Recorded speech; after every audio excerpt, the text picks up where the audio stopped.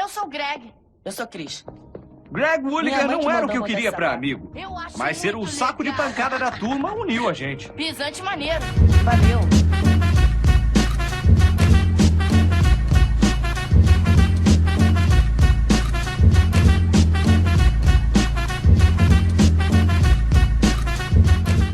Bom, agora que depois nós falamos dos nossos patrocinadores, né, vamos começar aqui a nossa conversa com o nosso convidado de hoje, a especialista no Celso Furtado. E aí, galera? Bom, bora começar então. Quem foi Celso Furtado? Furtado, né? Celso Furtado ele foi um economista formado em Direito e com doutorado em Economia. Foi brasileiro, nascido em Pombal, no interior da Paraíba. E talvez pelo fato de ele ter nascido num lugar tão baixa renda assim, tornou ele o homem que ele foi. Pô, mas que fato interessante, né? Ele, pô, por mais que ele tenha nascido no interior da Paraíba, assim, ele não teve tão baixa renda, né? Porque ele acabou fazendo doutorado no exterior. Foi engraçado. Realmente, ele fez doutorado na França, né, em 1944. Ele concluiu o curso de Direito, né, e ele foi convocado pela Força Expedicionária Brasileira. E aí ele é patente, ele entra com a patente de aspirante oficial. E aí ele segue para a Itália, seguindo na Toscana, e se envolve com o exército americano. E é isso. Aí quando ele termina, né, tudo que ele tem que fazer lá, ele vai para Paris, onde ele entra na faculdade de Economia, né? Ele escreve no curso de Economia e em 1948 ele conclui seu doutorado em Economia.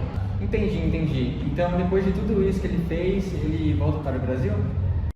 Sim, depois disso ele volta, né? E ele se junta ao quadro de economistas da Fundação Getúlio Vargas, trabalhando na revista Conjuntura Econômica. E aí em 1940, né, 49 no caso, ele entra para a CEPAL. CEPAL é a Comissão Econômica, né, para a América Latina, que é um órgão das Nações Unidas, que futuramente, né, se transformará na única escola de pensamento econômico surgida no Terceiro Mundo. No ano seguinte, ele é nomeado diretor da Divisão de Desenvolvimento. Pô, eu tava dando uma estudada, aí eu conheci a teoria do subdesenvolvimento. Então é a partir desse desenvolvimento aí que ela começa a acontecer? Exato, né? Depois ele cumpriu sua missão, né, por diversos países, como Argentina, Venezuela, México, enfim. Ele visita a Universidade Norte-Americana e depois disso é onde se inicia um debate, né, sobre os aspectos teóricos do desenvolvimento, que é a principal pauta que a gente vai ter hoje, né? Porque a gente vai falar não só sobre o Celso Furtado em si, mas principalmente sobre a ideia sobre o desenvolvimento dele, que eu acho que é mais importante. E de 1950 veio seu primeiro ensaio de análise econômica, e em 1952 a formação do Capital e Desenvolvimento Econômico é seu primeiro artigo de circulação internacional. É o seu primeiro artigo assim que mais bombou assim. Isso aqui, esse artigo dele é algo impressionante, mas bombou mesmo assim? Mano, bombou. Foi um negócio assim da hora mesmo que todo mundo viu, entendeu?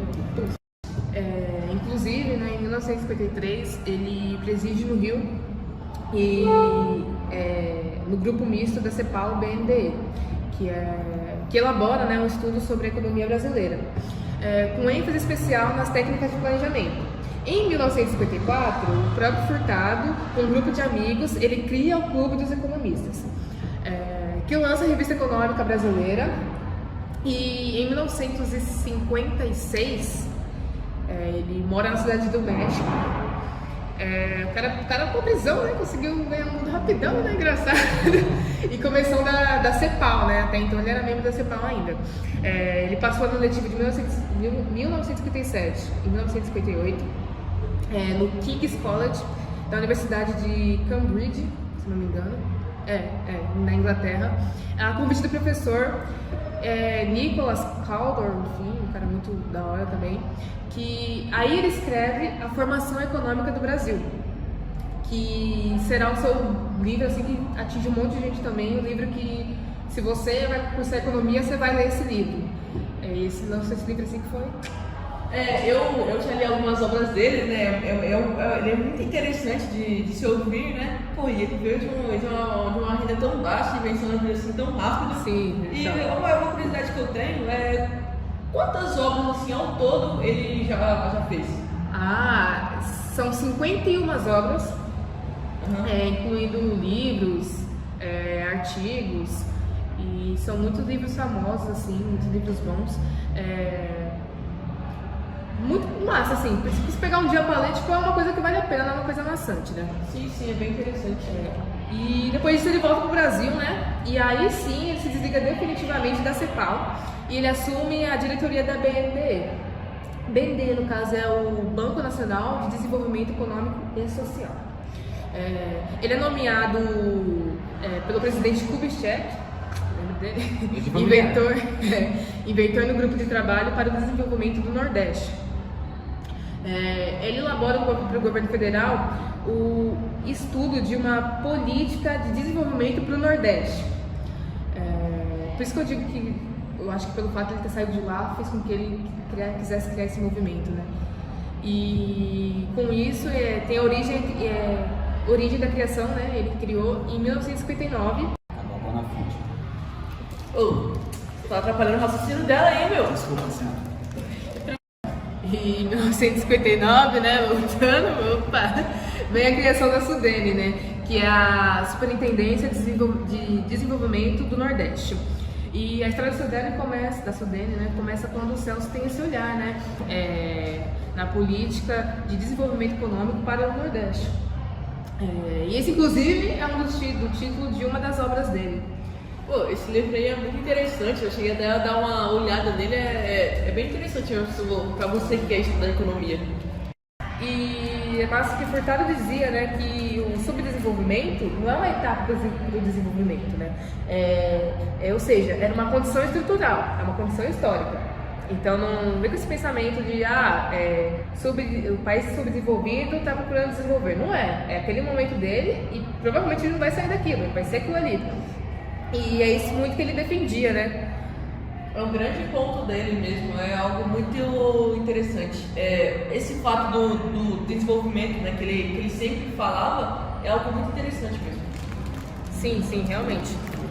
Obrigado. Muitas cortesias aqui, galera. Venham mais vezes. Mas parando para analisar a economia de outros países, por que o Brasil não pode se tornar a economia de primeiro mundo? Então, vamos primeiro entender o que são os primeiro, segundo e terceiro mundo, né? Primeiro mundo é o país que como é que eu posso explicar? Ele é capitalista, super desenvolvido, exatamente. Esses são os países de primeiro mundo.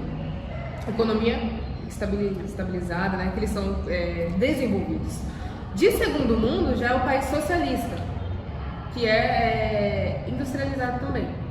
De terceiro mundo é o Brasil, no caso. Que Eu não estou entendendo essa sua linha de raciocínio.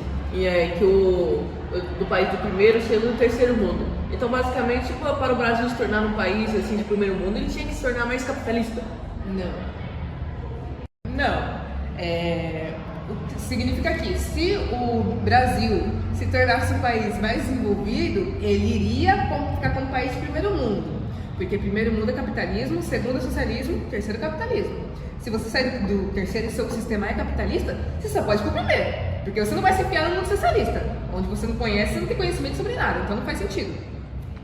E é exatamente isso, né? Exatamente, foi um ponto meio equivocado aí. Mas não tá tão errado assim, né? Você só desviou dos pontos corretos.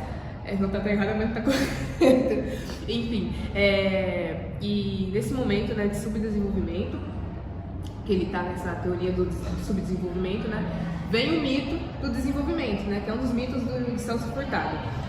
Para responder essa primeira pergunta, o que é o subdesenvolvimento, como eu já disse? É uma condição histórica. Um país subdesenvolvido é um país em condição histórica subdesenvolvida. Não dá pra mim dizer, porque assim, como é que vem o subdesenvolvimento e o desenvolvimento? Os dois são criados na mesma época, na mesma era. É como se fosse, se eu quero ter o bom, eu preciso ter o mal. Como é que eu vou saber que aquilo é bom se eu não tenho algo ruim para experimentar? É basicamente. Fez é verdade, fez bastante esse sentido, fez bastante sentido esse seu ponto aí. E na real, Furtado, conhecimento ele quer dizer tipo assim, será mesmo que todos os países conseguiriam reproduzir aquela forma de civilização? Porque tipo assim, o que vale para um país não vale para outro. Até porque as condições